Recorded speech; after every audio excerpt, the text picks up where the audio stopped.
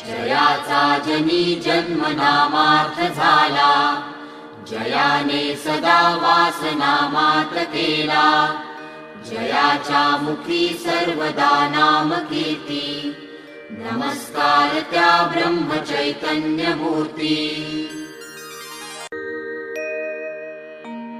ब्रह्मानन्दं परमसुखदं केवलं ज्ञानमूर्तिं, द्वन्द्वातीतं गगनसदृशं तत्त्वमस्यादिलक्ष्यम्, एकं नित्यं विमलमचलं सर्वधी साक्षिभूतम्, भावातीतं त्रिगुणरहितं सद्गुरुं तं नमामि।